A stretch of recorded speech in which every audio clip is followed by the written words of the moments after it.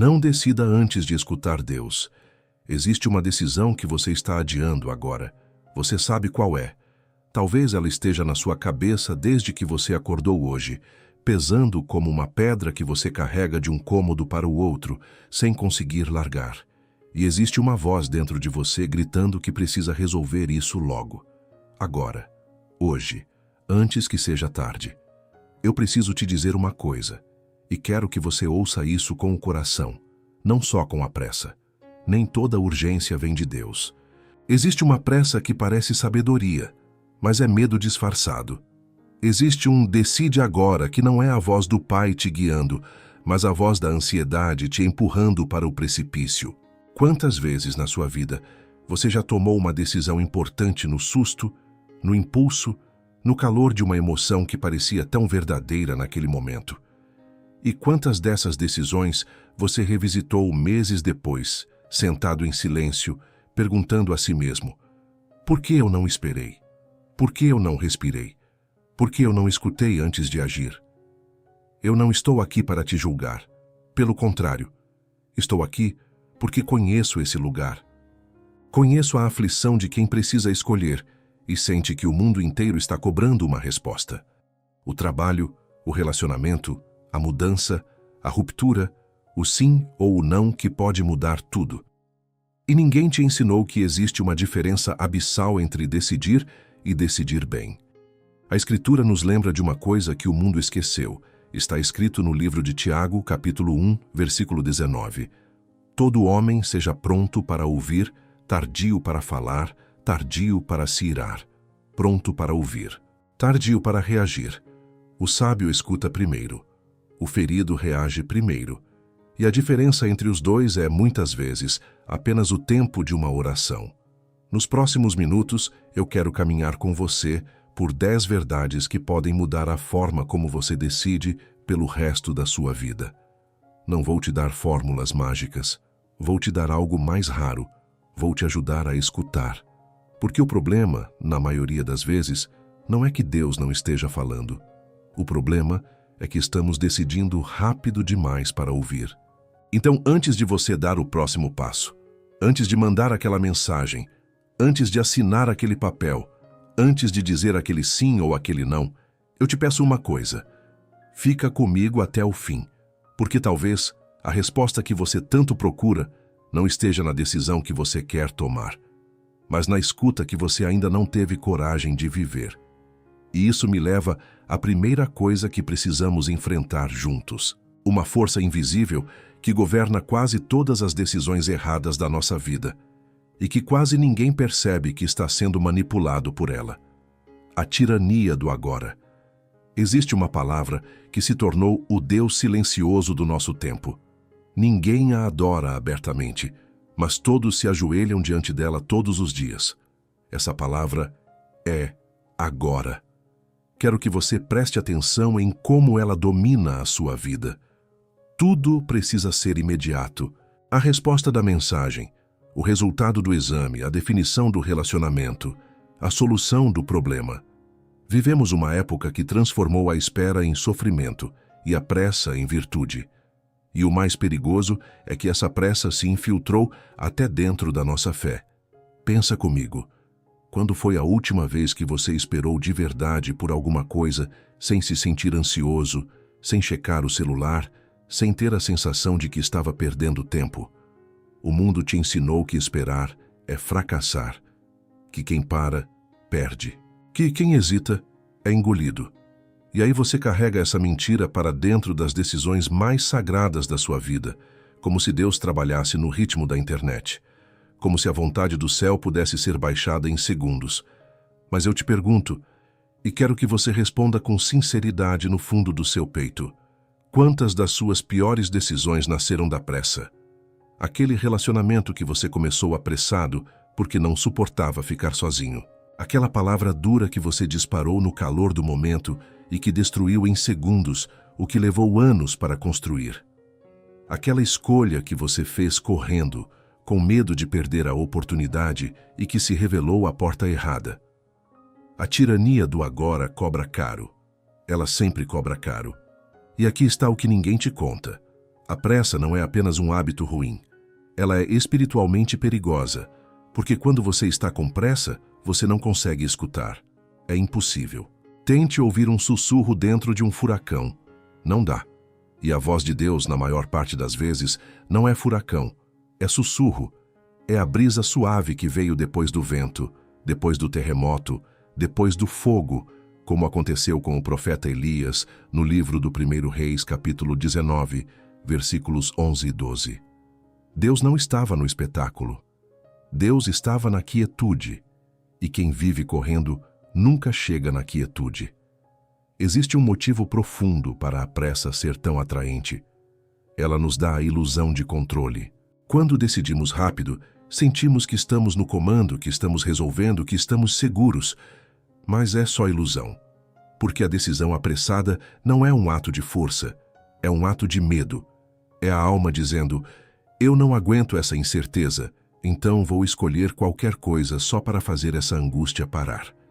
E é exatamente por isso que tantas pessoas trocam a paz duradoura por um alívio imediato que não dura nem uma semana. O livro de Provérbios, no capítulo 19, versículo 2, é cirúrgico ao dizer: não é bom proceder sem refletir, e peca quem é precipitado nos seus passos. Olha que frase. Peca quem é precipitado. A precipitação não é só um erro de estratégia. A palavra a coloca no campo do que nos afasta de Deus. Porque toda vez que você se precipita, você está dizendo, sem perceber, que confia mais na sua urgência do que na providência do Pai. Eu não estou te pedindo para nunca mais decidir nada. Decidir faz parte de viver. O que eu estou te pedindo é que você reconheça essa força que te empurra, que você consiga olhar para ela e dizer: eu te vejo, pressa. Eu sei que você está aqui, mas hoje eu não vou te obedecer cegamente. Porque esse simples reconhecimento já muda tudo. No momento em que você nomeia a pressa, ela perde o poder de te controlar nas sombras. E é aqui que a coisa fica ainda mais delicada. Porque depois que você desacelera, depois que você silencia o barulho de fora, você vai descobrir que dentro de você ainda existem várias vozes falando ao mesmo tempo.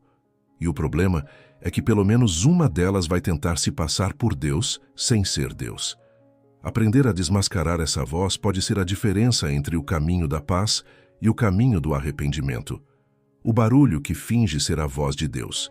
Dentro de você, neste exato momento, não existe apenas uma voz. Existem várias. E essa é uma das verdades mais importantes que eu posso te entregar hoje. Quando você fecha os olhos para discernir o que fazer, não é só Deus quem fala. Fala o seu medo, fala a sua ansiedade, fala o seu orgulho ferido, fala a opinião da sua mãe, do seu chefe, daquele amigo que sempre tem certeza de tudo. Fala a ferida antiga que você nunca curou. E o mais perturbador é que todas essas vozes aprenderam a imitar o sotaque de Deus. Você já percebeu como o medo é convincente? Ele nunca se apresenta como medo. Ele se veste de prudência, de bom senso, de realismo. Ele diz: não arrisca, não vai dar certo. Fica onde você está. E você acha que está sendo sábio, quando na verdade está apenas sendo prisioneiro. Da mesma forma, a ansiedade nunca diz: eu sou a ansiedade. Ela diz: resolve isso agora ou você vai se arrepender para sempre. Ela se disfarça de discernimento, mas o seu fruto é sempre o desespero. E aqui eu preciso te dar uma chave de ouro, algo que os santos sabiam e que nós esquecemos. A voz de Deus e a voz do engano produzem frutos diferentes dentro da alma. Santo Inácio de Loyola passou a vida ensinando isto. Você reconhece a origem de uma voz pelo rastro que ela deixa em você. A voz de Deus, mesmo quando corrige, mesmo quando exige, deixa um fundo de paz, de serenidade, de liberdade. A voz do engano, mesmo quando promete alívio, deixa agitação, aperto, urgência, confusão. Olha que critério precioso. Não é o conteúdo da voz que a denuncia. É o clima que ela cria no seu coração. O apóstolo Paulo nos deixou uma frase que deveria estar gravada na parede de toda a alma inquieta. Está na carta aos Gálatas, capítulo 5, versículos 22 e 23. Mas o fruto do Espírito é amor, alegria, paz, paciência, benignidade, bondade, fidelidade, mansidão, domínio próprio. Repara numa palavra ali no meio, paciência. O Espírito de Deus produz paciência. Então toda voz que te empurra para a impaciência, que te faz sentir que você precisa agir agora, ou tudo vai desmoronar, dificilmente está vindo de Deus. Porque Deus não tem pressa. A pressa é dos que têm medo de perder o controle. E Deus nunca perde o controle. Existe um detalhe sobre o inimigo da nossa alma que precisa ser dito com clareza. Ele raramente te convida para o mal de forma direta. Ele é astuto demais para isso. Ele não chega sussurrando, faça algo terrível. Ele chega sussurrando, faça agora. Ele não corrompe o seu objetivo, ele corrompe o seu tempo. Ele pega uma coisa boa, uma decisão legítima, um desejo até justo e injeta urgência. Porque ele sabe que se conseguir te tirar da quietude, ele já ganhou. A precipitação é a sua arma favorita, justamente porque ninguém suspeita dela. Pensa nas vezes em que você sentiu aquele impulso quase incontrolável de tomar uma atitude imediata. Aquele aperto no peito, aquela voz dizendo, fala agora, manda agora, vai agora. Eu te pergunto com toda a delicadeza, essa voz trouxe paz ou trouxe aflição? Porque a verdadeira voz de Deus pode te chamar para coisas difíceis, pode te tirar da zona de conforto, mas ela não te joga no pânico. O pânico nunca foi a língua materna do céu. Por isso, antes de obedecer a qualquer voz interior, faça uma pergunta simples e devastadora.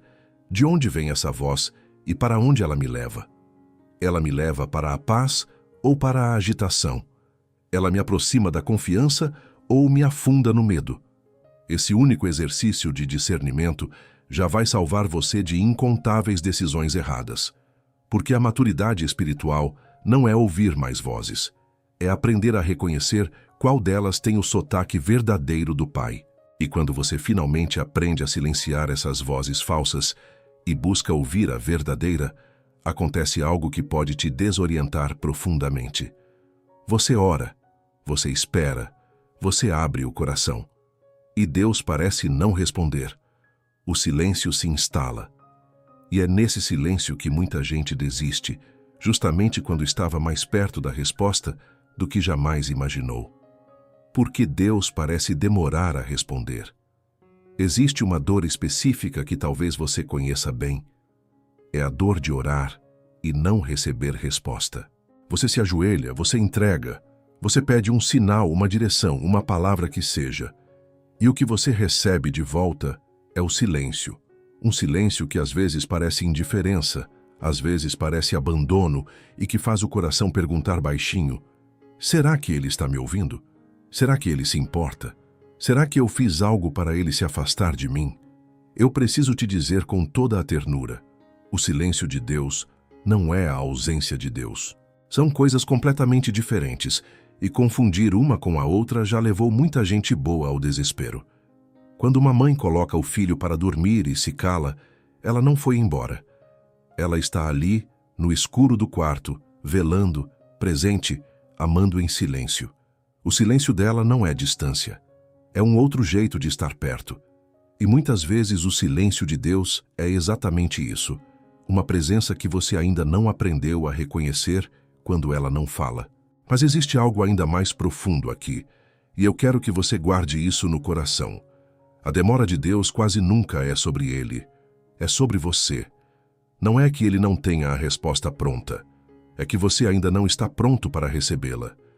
Existe um trabalho invisível que acontece no tempo da espera, um amadurecimento que só o silêncio consegue produzir.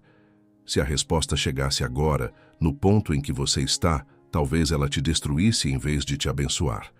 Deus não atrasa por crueldade. Ele aguarda por amor. Olha para a terra depois que a semente é plantada. Por dias, por semanas, nada acontece na superfície. Para quem olha de fora, parece que a semente morreu, que foi desperdício, que nada vai brotar. Mas embaixo da terra, no escuro, no silêncio, está acontecendo a coisa mais importante de todas. As raízes estão se firmando. A vida está se organizando. E quando finalmente o broto rompe o solo, Ele não rompe porque foi apressado. Ele rompe porque foi preparado. O seu tempo de espera é o tempo das raízes. Não despreze o escuro onde Deus está te enraizando. O salmista entendeu isso de uma forma que atravessa os séculos. No Salmo 40, versículo 1, ele escreve: Esperei com paciência no Senhor, e ele se inclinou para mim e ouviu o meu clamor. Repara na ordem das coisas. Primeiro veio a espera paciente, depois veio a inclinação de Deus. A resposta não nasceu da pressão, nasceu da entrega. E observe um detalhe lindo. Deus se inclinou. O Criador do universo se abaixou para ouvir um coração que teve a coragem de esperar. O silêncio não significava que ele não ouvia. Significava que estava chegando o tempo de ele responder. Eu sei que é difícil. Eu sei que a parte mais dura da fé não é acreditar que Deus existe. A parte mais dura é confiar quando ele se cala. É continuar fiel sem ver o resultado. É permanecer de joelhos quando a única coisa que você ouve é o eco da sua própria voz. Mas é justamente aí, nesse lugar aparentemente vazio, que a fé deixa de ser sentimento e vira raiz. Qualquer um confia quando recebe a resposta na hora. Confiar no silêncio é coisa de alma madura. Então, se hoje você está nesse deserto onde o céu parece de bronze e nenhuma palavra desce, eu te peço, não interprete o silêncio como rejeição. Não preencha o vazio da espera com decisões apressadas, só para fazer a angústia parar. O pior erro que você pode cometer é forçar uma resposta, porque não suportou aguardar a resposta certa. O silêncio de Deus é convite à confiança, não permissão para a precipitação.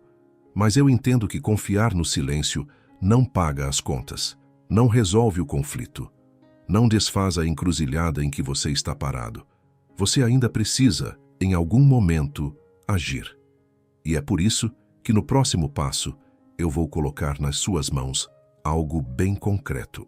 3 perguntas simples que funcionam como um filtro, capazes de revelar se a decisão que você está prestes a tomar vem da sua paz ou vem do seu medo.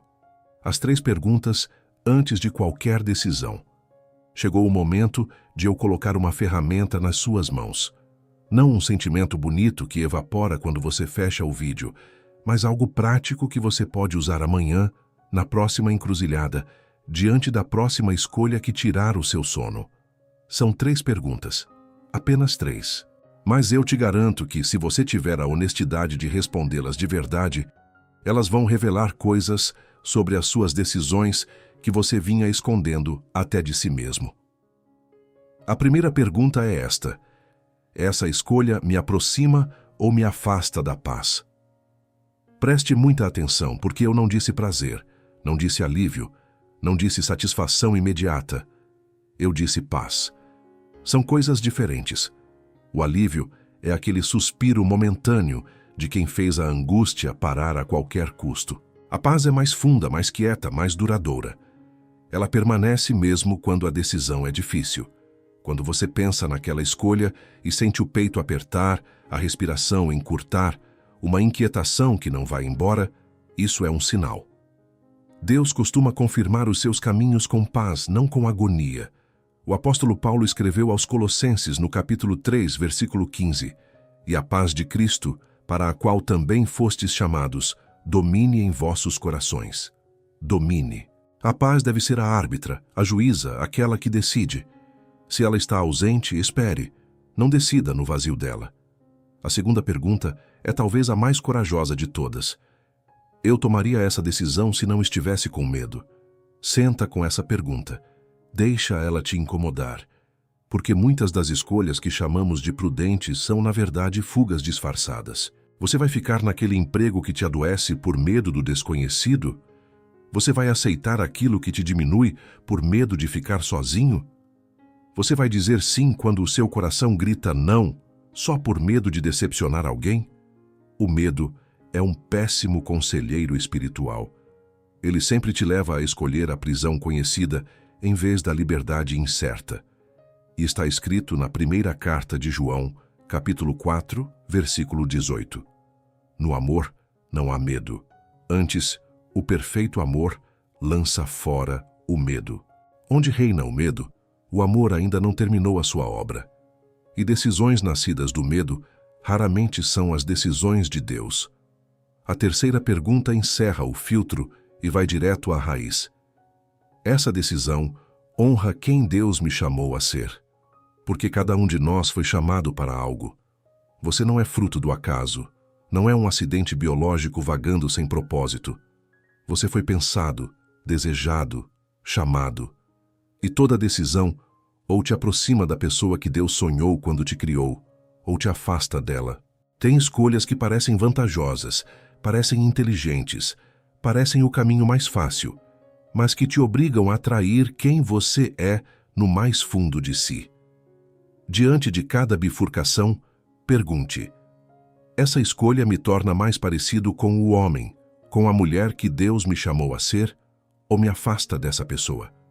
O profeta Jeremias ouviu do Senhor, no capítulo 1, versículo 5. Antes que eu te formasse no ventre, te conheci, e antes que saísses da madre, te santifiquei.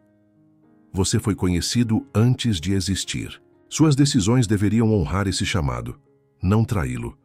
Agora repara numa coisa: essas 3 perguntas têm algo em comum. E talvez você só perceba agora. Nenhuma delas pergunta o que é mais rápido. Nenhuma pergunta o que os outros vão achar. Nenhuma pergunta como você foge mais depressa do desconforto.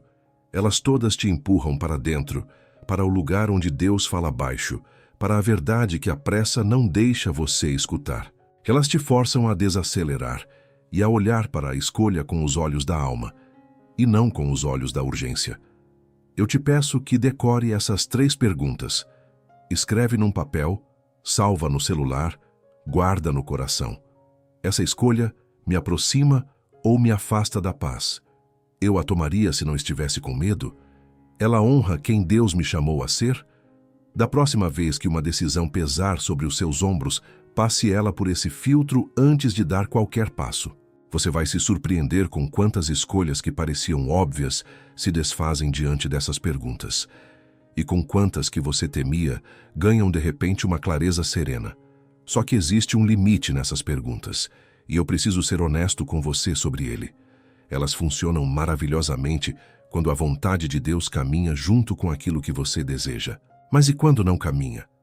E quando você faz as 3 perguntas, escuta com sinceridade e percebe que a resposta de Deus é um não para algo que você quer com cada fibra do seu ser. Esse é o território mais difícil de toda a vida espiritual. E é exatamente para lá que nós precisamos ir agora, quando a vontade de Deus contraria a nossa. Agora nós chegamos no lugar mais difícil de toda esta caminhada, e eu não vou suavizar, porque você merece a verdade. Escutar a Deus não significa sempre receber o que você quer. Às vezes, e talvez nas horas mais importantes, escutar a Deus significa ouvir um não. Um não para aquele sonho que você acalentava.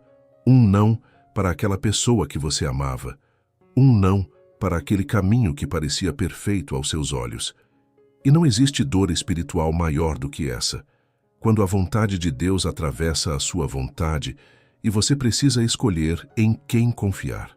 Porque é fácil dizer seja feita a tua vontade, quando a vontade dele coincide com a sua. Qualquer um faz isso. O difícil, o que separa a fé madura da fé infantil, é dizer seja feita a tua vontade, quando isso significa enterrar um desejo que você carregava no peito há anos, quando significa abrir mão, quando significa aceitar um caminho que dói. Aí, sim, a entrega deixa de ser palavra bonita e vira carne, vira sangue, vira renúncia real. E eu não preciso ir longe para te mostrar isso. Olha para o próprio Cristo no Jardim das Oliveiras. Na noite mais escura da existência dele, sabendo o que viria, sentindo o peso esmagador do que estava por acontecer, ele se ajoelhou e a alma dele entrou em agonia. O Evangelho de Lucas, no capítulo 22, versículo 44, diz que o seu suor se tornou como grandes gotas de sangue caindo sobre a terra. Aquilo não foi tranquilidade. Aquilo foi luta. Foi a vontade humana de Jesus implorando por outro caminho. E ainda assim, no meio daquele combate, saiu da boca dele a frase que sustenta o universo inteiro: Pai, se queres, passa de mim este cálice. Todavia não se faça a minha vontade, mas a tua. Você percebe a grandeza disso? Cristo não fingiu que não doía. Ele não disfarçou. Ele disse com toda a honestidade: Pai, se for possível, eu preferia outro caminho. A entrega verdadeira não exige que você minta sobre a sua dor. Você pode confessar o seu desejo. Você pode chorar a sua preferência. Você pode dizer com lágrimas: eu queria que fosse diferente. O que a fé pede não é que você não sinta. O que a fé pede é que depois de sentir tudo, você ainda escolha confiar. Todavia, não a minha vontade, mas a tua. E aqui está a chave que muda tudo. Quando Deus te diz não, não é porque Ele quer te ver sofrer.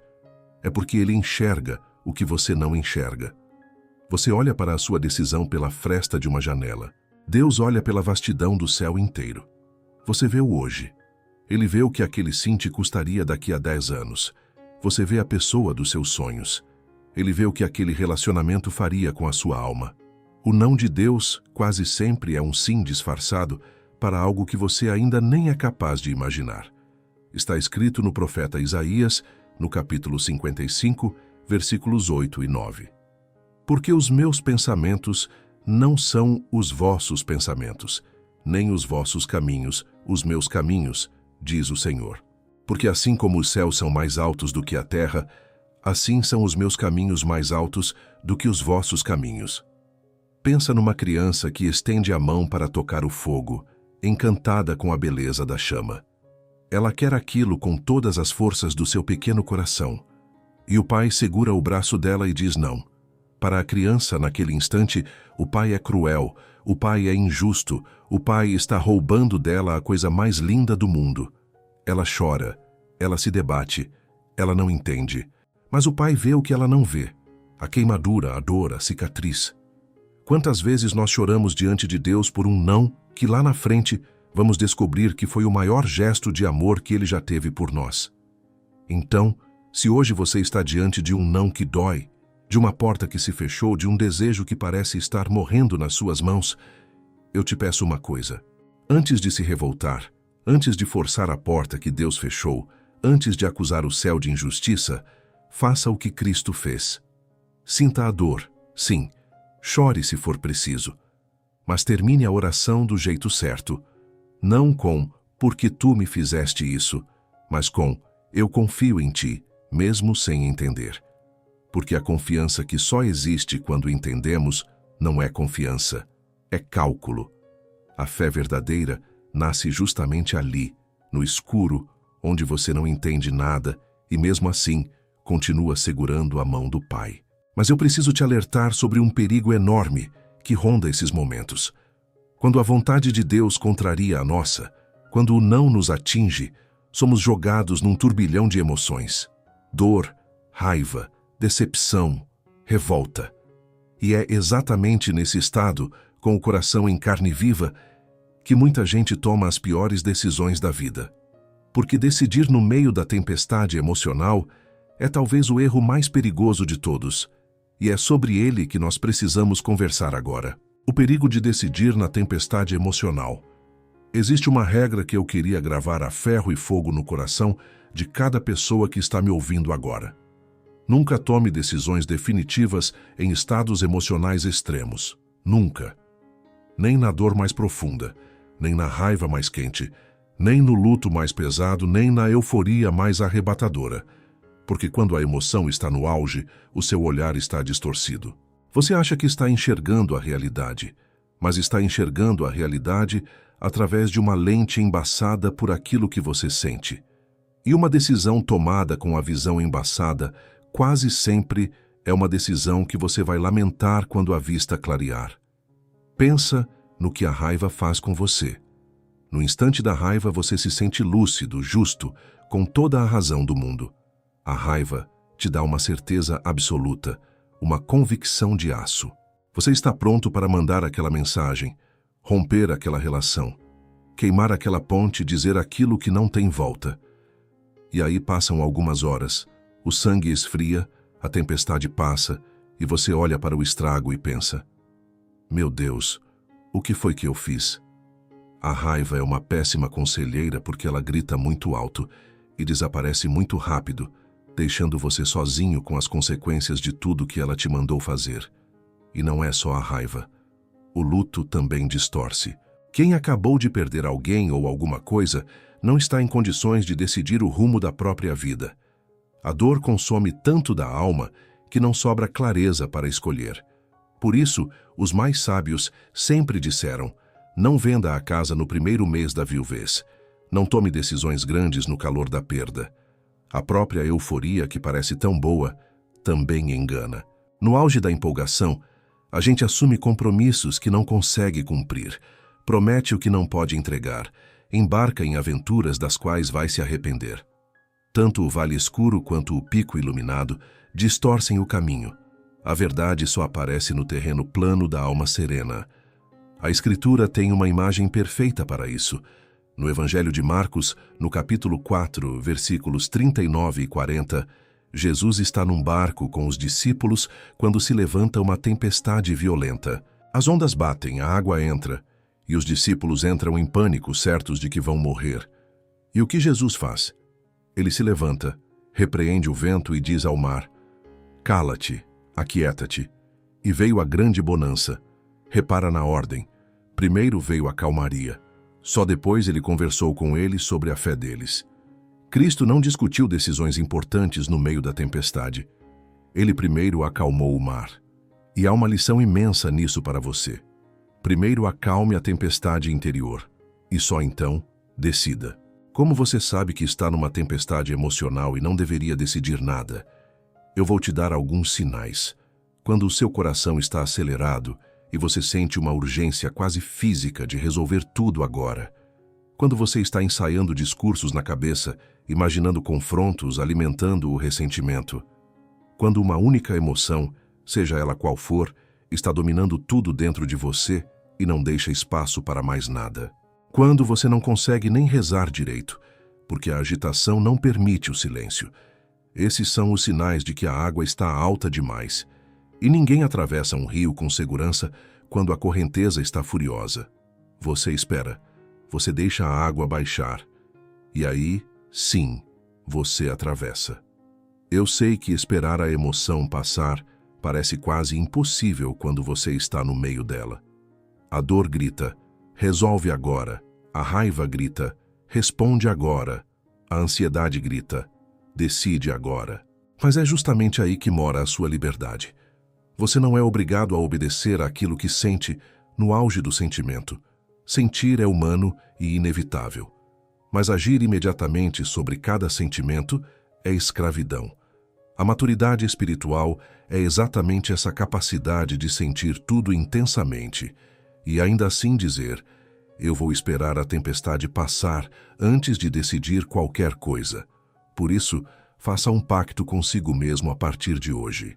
Quando perceber que está dominado por uma emoção forte, qualquer que seja, declare para si mesmo: agora eu não decido nada.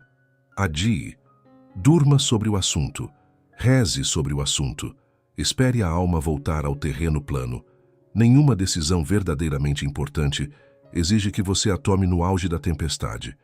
E se alguém ou alguma situação está te pressionando a decidir agora, no calor do momento, desconfie. Porque, como nós já vimos, a pressa quase nunca vem de Deus. Agora, depois de tudo isso, talvez tenha nascido em você uma pergunta inevitável. Se eu não devo decidir na pressa, nem no medo, nem na tempestade emocional, e se devo esperar a voz de Deus, então como é que essa voz realmente se manifesta? Como Deus fala de verdade na prática, no dia a dia de quem precisa de uma direção? É exatamente isso que nós vamos descobrir agora, e a resposta talvez seja bem mais simples e silenciosa do que você imagina.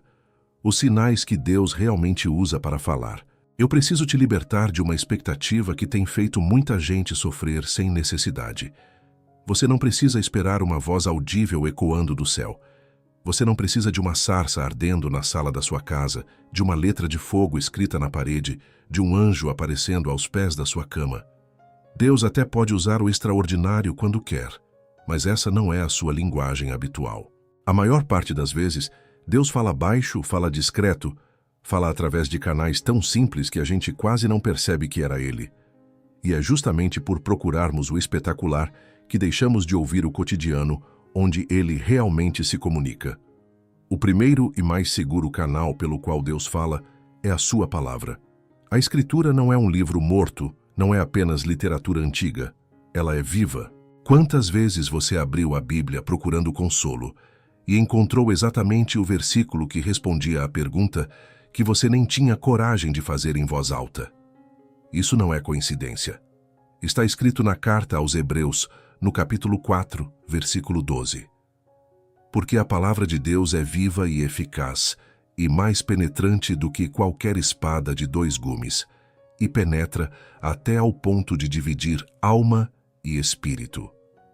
Quando você não sabe o que fazer, antes de procurar qualquer outra resposta, procure ali. Deus fala primeiro pela sua palavra, e ele nunca vai te dirigir a algo que contradiga o que ele já revelou. O segundo canal é aquele que nós já tocamos, mas que precisa ser dito de novo com toda a força: a paz interior. Existe uma serenidade profunda que se instala na alma quando estamos no caminho certo, mesmo que o caminho seja difícil. E existe uma inquietação persistente, um desconforto que não passa quando estamos prestes a errar.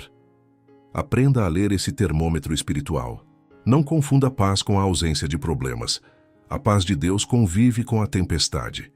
É aquela calma estranha no meio do caos que faz você dizer: não sei como, mas eu sei que vai ficar bem. Quando uma decisão rouba essa paz e não a devolve por dias, escute o aviso. O terceiro canal Deus usa há milênios, e nós, na nossa arrogância moderna, costumamos desprezar: o conselho dos sábios. Deus fala através de pessoas, através daquele amigo de fé madura, daquele sacerdote experiente, daquele irmão que já caminhou mais do que você e tem cicatrizes que viraram sabedoria. O livro de Provérbios, no capítulo 11, versículo 14, é direto. Onde não há conselho, os povos caem, mas na multidão de conselheiros há segurança. Cuidado com o orgulho de quem acha que precisa decidir tudo sozinho. Quem só escuta a própria voz acaba enganado por ela. Procure quem tem o temor de Deus e a humildade de te dizer verdades que você não quer ouvir. O quarto canal são as portas, as que se abrem e principalmente as que se fecham. Às vezes nós insistimos em arrombar uma porta que Deus, na sua misericórdia, trancou para nos proteger. E ficamos ali machucando as mãos, acusando o céu de injustiça, sem perceber que aquela porta fechada era a resposta. Aprenda a ler as circunstâncias com olhos de fé. Nem toda dificuldade é o inimigo te atrapalhando. Às vezes é o próprio Deus te redirecionando com firmeza amorosa. A porta que não abre, por mais que você empurre, pode ser exatamente a forma de Deus te dizer: não é por aqui, filho. E existe um quinto sinal, talvez o mais delicado de discernir, que é a consolação que permanece. Os santos ensinavam a diferença entre a emoção que vai e vem e a consolação que se enraiza. Tem certas decisões que, depois que você reza sobre elas, deixam no peito não uma euforia passageira, mas uma certeza tranquila que volta dia após dia. Você reza hoje e a paz está lá. Reza amanhã e ela continua. Passa uma semana e aquela serenidade persiste. Essa permanência é um sinal precioso. O engano costuma ser intenso e breve. A direção de Deus costuma ser serena e constante. Repara que nenhum desses sinais é barulhento. Nenhum deles é instantâneo. Todos exigem de você uma coisa que a pressa não permite: atenção, tempo, quietude. Deus está falando o tempo todo, pela palavra, pela paz, pelos sábios, pelas portas, pela consolação que dura. O problema nunca foi o silêncio de Deus. O problema é o barulho da nossa vida, que abafa a voz mais importante que existe. Quando você desacelera e aprende a prestar atenção, descobre que o Pai nunca parou de conversar com você. Foi você que andava ocupado demais para escutar. Mas conhecer os sinais não basta, porque entre reconhecer a voz de Deus e ter coragem de esperar pelo tempo dele, existe um abismo, e atravessar esse abismo, permanecer firme na espera, quando tudo dentro de você implora por ação imediata, isso exige uma virtude que o mundo despreza, mas que talvez seja a mais corajosa de todas. É sobre essa coragem santa de esperar que nós vamos falar agora. A coragem santa de esperar. O mundo te vendeu uma mentira e está na hora de desmontá-la. Disseram a você que esperar é coisa de fraco, que quem espera é passivo, é indeciso, é covarde, é aquele que fica para trás, enquanto os corajosos avançam. Eu vim te dizer exatamente o contrário. Esperar no tempo de Deus é um dos atos mais corajosos que um ser humano pode praticar. Agir por impulso é fácil, qualquer um faz. O que exige verdadeira coragem é segurar a própria ansiedade, domar a própria urgência e dizer: eu vou esperar, mesmo que isso me consuma por dentro, porque eu confio mais no tempo de Deus do que na minha pressa. Pensa bem no que está em jogo quando você espera. Você está abrindo mão do controle, está confessando que não consegue resolver tudo sozinho, que não domina o futuro, que existe alguém maior cuidando do que você não consegue cuidar. Isso é humildade, e a humildade nunca foi fraqueza. É a coragem de quem reconhece o próprio limite e ainda assim permanece em paz. O orgulhoso precisa resolver tudo agora, porque não suporta depender de ninguém. O humilde consegue esperar, porque sabe em quem depositou a sua confiança. Esperar é o gesto mais maduro da alma que aprendeu a confiar. Olha para Abraão. Deus prometeu a ele uma descendência tão numerosa quanto as estrelas do céu, e ele esperou anos e anos sem ver a promessa se cumprir. O corpo envelhecendo, a esposa estéril, a lógica humana gritando que era impossível. E mesmo assim a carta aos Romanos, no capítulo 4, versículo 18, registra algo extraordinário sobre ele. Ele, em esperança, creu contra a esperança. Creu contra a esperança. Continuou acreditando quando já não havia motivo lógico para acreditar. Essa é a coragem da espera. Não é a espera de quem não tem opção. É a espera ativa, confiante, de quem decidiu apostar tudo na fidelidade de Deus. Pensa em Ana, aquela mulher que ano após ano subia ao templo carregando a dor de não poder gerar um filho. Ela não desistiu. Ela não tomou atalhos. Ela transformou a longa espera em oração, derramou a alma diante do Senhor com tanta intensidade que foi confundida com uma bêbada. E no tempo certo, no tempo de Deus, nasceu Samuel, um dos maiores profetas da história de Israel.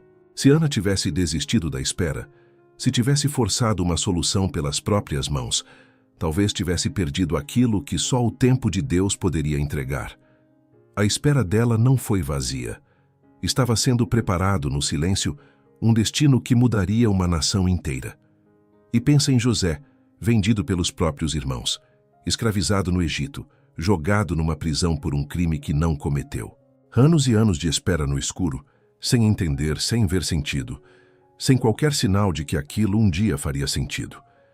E quando finalmente tudo se revelou, ele olhou para os irmãos que o tinham traído e disse aquela frase que só cabe na boca de quem entendeu o propósito da espera, no livro do Gênesis, capítulo 50, versículo 20. Vós, na verdade, intentastes o mal contra mim, porém Deus o tornou em bem. O que parecia tempo perdido era, na verdade, tempo de preparação. Deus estava forjando um governador no porão de uma prisão. Você percebe o que esses homens e mulheres têm em comum? Nenhum deles teve uma espera fácil. Todos sangraram na demora. Todos foram tentados a desistir, a forçar a porta, a tomar o atalho. Mas todos descobriram, do outro lado da paciência, que o tempo de Deus não era atraso, era preparação. O que parecia demora era cuidado. O que parecia silêncio era trabalho invisível. E quando a promessa finalmente chegou, chegou no ponto exato em que eles estavam prontos para sustentá-la, sem serem destruídos por ela. Então, quando você escolhe esperar pelo tempo de Deus, entenda o que você está realmente dizendo. Você está dizendo: eu confio que aquele que me ama não vai se atrasar nem um segundo no que é melhor para mim. Você está dizendo: a minha ansiedade não conhece o futuro, mas o meu Deus conhece. Você está dizendo: prefiro a resposta certa no tempo de Deus do que a resposta errada no meu tempo. E isso, meu amigo, não é covardia. Isso é a fé mais corajosa que existe, a fé que confia mesmo quando não vê. Mas eu sei o que você está pensando agora. Tudo isso é lindo, mas chega um momento em que a espera termina e a decisão precisa ser tomada. E quando esse momento chega, depois de você ter escutado, esperado e confiado, algo completamente diferente acontece com a sua decisão. Ela ganha uma qualidade que decisão nenhuma tomada na pressa jamais terá. E é essa transformação, esse fruto luminoso de quem decide com Deus, e não apesar de Deus, que nós vamos contemplar agora. O que acontece quando você decide com Deus? Existe uma diferença abissal entre tomar uma decisão e tomar uma decisão com Deus. E quando você experimenta essa segunda forma, depois de ter escutado, esperado e confiado, você nunca mais vai querer decidir do outro jeito. Porque a decisão que nasce da escuta tem uma textura completamente diferente. Ela não vem acompanhada daquele frio na barriga do arrependimento iminente, daquela vozinha dizendo: será que eu fiz besteira? Ela vem com firmeza, com leveza, com uma paz que não depende de tudo dar certo, mas que sustenta você mesmo se as coisas ficarem difíceis. Eu preciso ser honesto sobre uma coisa para você não criar uma expectativa falsa. Decidir com Deus não significa que o caminho vai ser fácil.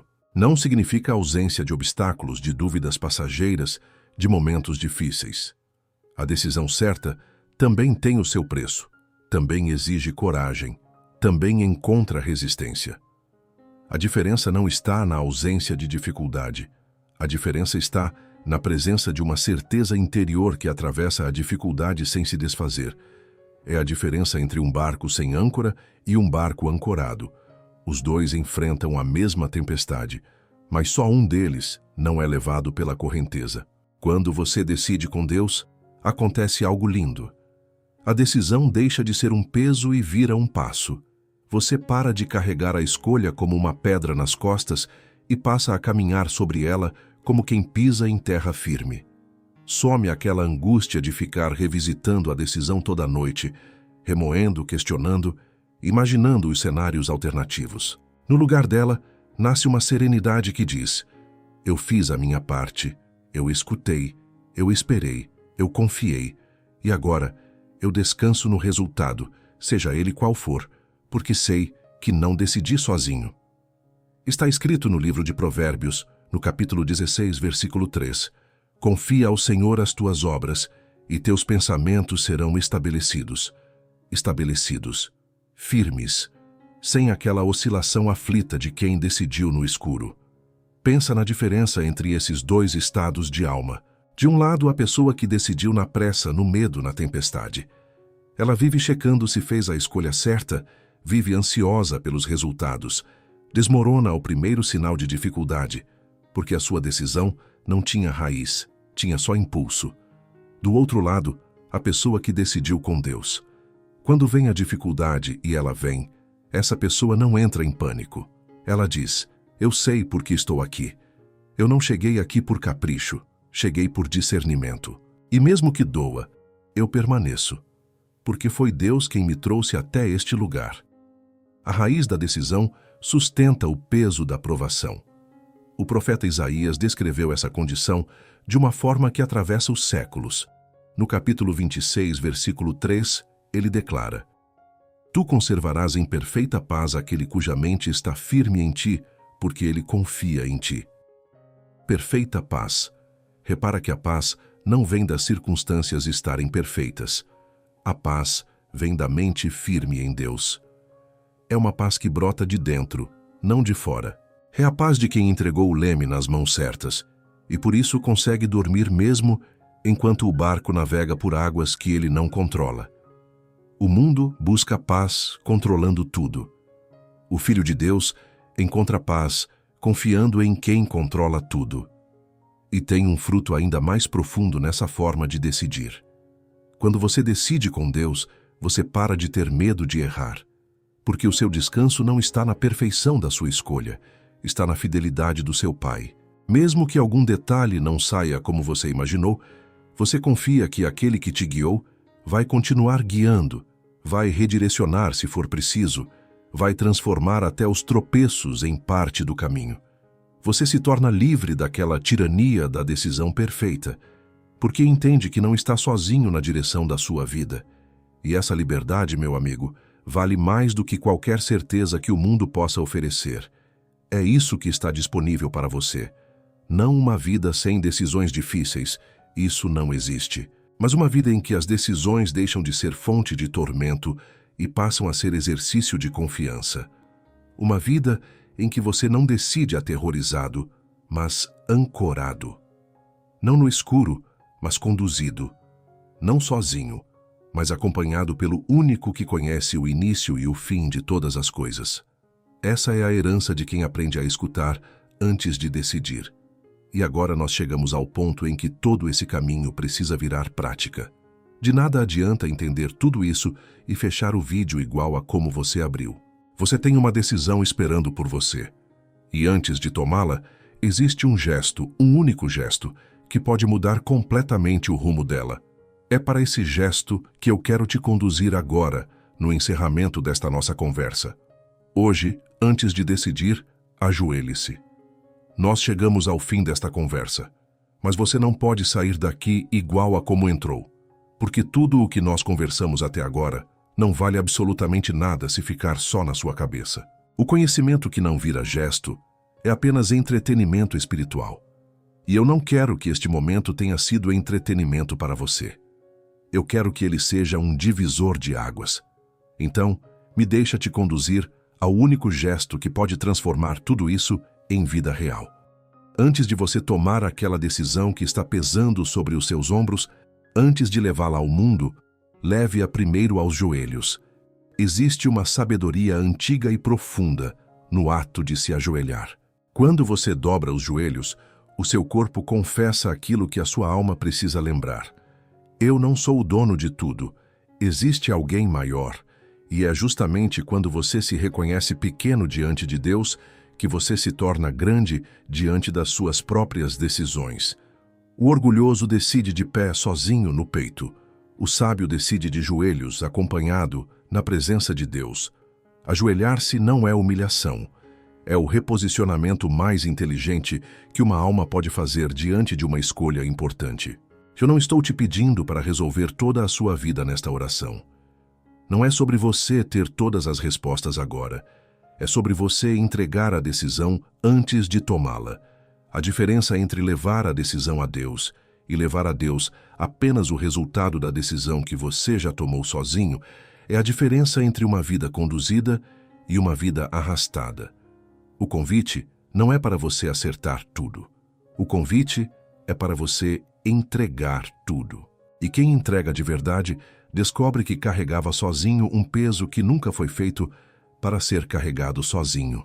Jesus disse no Evangelho de Mateus, no capítulo 11, versículos 28 e 29, Vinde a mim, todos os que estáis cansados e oprimidos, e eu vos aliviarei. Tomai sobre vós o meu jugo e aprendei de mim, porque sou manso e humilde de coração, e achareis descanso para as vossas almas. Então eu quero que você faça uma coisa comigo agora. Onde quer que você esteja, no que quer que esteja sentindo, traga à mente aquela decisão, aquela que te trouxe até este vídeo, aquela que aperta o peito. Não fuja dela agora. Coloca ela diante dos seus olhos e vamos entregá-la juntos. Não com pressa, não com medo, mas com a confiança de um filho que sabe que está falando com um pai, que o ama mais do que ele mesmo se ama. Respira fundo e reza comigo esta oração simples, deixando cada palavra descer do pensamento até o coração. Pai, eu trago a Ti esta decisão que pesa sobre mim. Eu confesso que muitas vezes quis resolver tudo sozinho, na minha pressa, na minha força, no meu medo. Hoje eu paro, hoje eu silencio, hoje eu escuto. Eu entrego nas Tuas mãos aquilo que eu não consigo enxergar por inteiro. Tira de mim a urgência que não vem de Ti. Aquieta o meu coração. Dá-me a coragem de esperar o Teu tempo e a humildade de aceitar a Tua vontade, mesmo quando ela for diferente da minha. Eu confio que o Teu silêncio é cuidado e que a Tua demora é preparação. Fala, Senhor, que o Teu servo escuta e que eu não dê um único passo antes de ouvir a Tua voz. Em nome de Jesus, amém. Guarda esta verdade no fundo da alma, porque ela vai te acompanhar por toda a vida. As decisões mais importantes da sua existência não deveriam nascer da sua pressa, mas da sua escuta. Não do seu medo, mas da sua confiança. Não da tempestade, mas da quietude. Toda vez que uma escolha pesar sobre você daqui para frente, lembra deste momento. Lembra de que existe um gesto antes do gesto, uma palavra antes da palavra, um silêncio antes da resposta. E que nesse silêncio mora a voz de quem nunca errou um único passo na história do universo. A decisão continua sendo sua. Deus não vai decidir no seu lugar, porque Ele te fez livre e respeita a sua liberdade como ninguém. Mas Ele se oferece para caminhar com você, para iluminar o que está escuro, para sustentar o que está fraco, para conduzir o que está perdido.